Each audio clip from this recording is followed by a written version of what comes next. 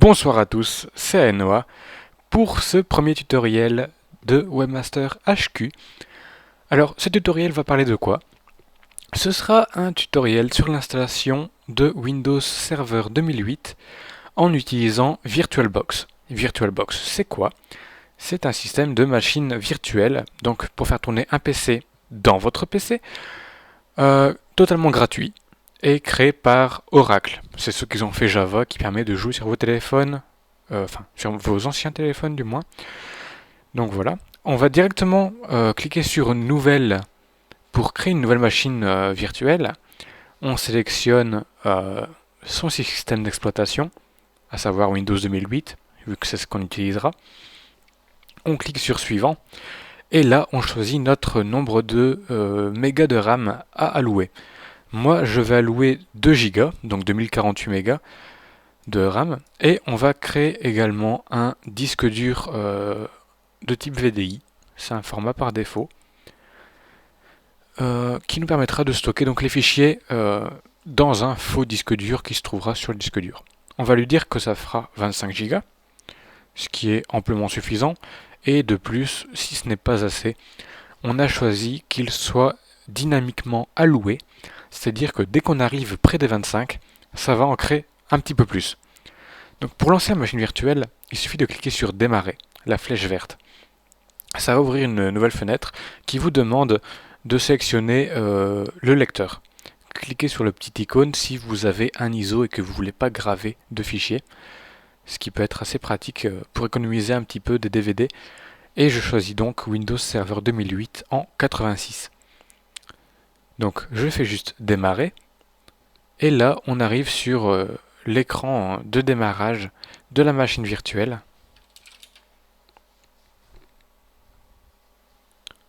Alors, on arrive directement sur l'écran qui propose de choisir sa langue. Et moi étant belge, je choisis français-belgique, mais c'est selon vos choix de clavier. Mon clavier étant belge et étant moi-même belge, je prends Belgique. Ça paraît logique.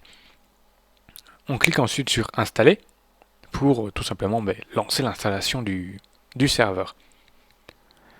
Alors là, pour la clé CD, vous décochez d'activer automatiquement Windows et vous ne mettez rien. Vous faites juste suivant. Ce sera donc pour tester le serveur pendant 30 jours. Le message qui apparaîtra, c'est pour vous dire que vous devez entrer une clé CD, vous dites non, tout simplement. Et de là, vous arriverez sur la liste des types de serveurs, des sous-types en quelque sorte. Pour vous dire qu'il y a une différence, il y a une édition standard, entreprise et data center. Elle-même divisée en deux, installation complète ou minimale. Minimale, ça voudrait dire que quand vous installez un objet, il devra le télécharger.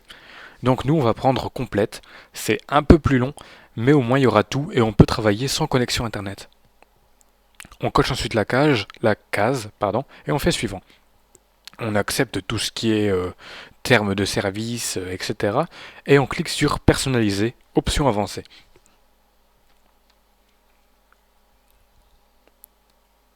Alors de là, on doit choisir notre disque dur. Vu qu'on n'en a qu'un, on clique directement sur suivant. Donc là, ça va lancer la copie des fichiers, la décompression et l'installation des fonctionnalités. Ça peut prendre du temps selon vos ordinateurs ou selon votre vitesse de lecteur ou de votre... peu importe ce qu'il y a dans votre PC qui pourrait ralentir le fait qu'on installe une machine. Donc on va faire directement une coupure jusqu'à la fin de la vidéo, de l'installation, pardon. Donc voilà. Et après l'installation de tout ce qui est mise à jour, etc., vous serez invité à redémarrer l'ordinateur. Mais ne vous inquiétez pas, il redémarrera tout seul après 10 secondes. Il faut le laisser faire. Et quand vous voyez qu'il vous propose de redémarrer sur le CD, vous n'appuyez sur rien du tout. Vous le laissez démarrer. Vous pouvez même retirer le CD pendant qu'il reboot pour être bien sûr. Donc là, c'est une fois qu'il a rebooté, on vous invite à changer le mot de passe. Normal, au départ, il n'y en a pas. Le mot de passe sera composé au minimum de une majuscule, une minuscule et d'une lettre au minimum. Mais il faudra minimum 6 caractères au total. Donc il faudra qu'il fasse minimum 6 de longueur. Moi je mets un mot de passe assez basique et ensuite je fais Enter. Et ça vous confirme que le mot de passe a bien été changé, donc c'est qu'il n'y a aucun problème. Votre mot de passe correspond à ce qu'il veut comme sécurité. Si jamais ça ne correspondait pas, il vous aurait mis une erreur et vous auriez dû en retaper un nouveau.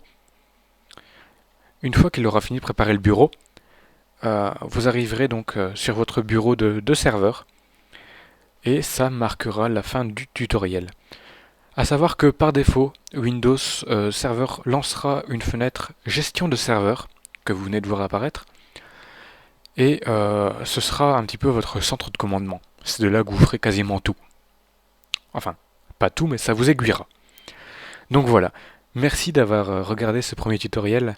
Je vous dis à la prochaine fois pour le deuxième épisode, vous apprenant comment installer un DHCP, Active Directory et du DNS.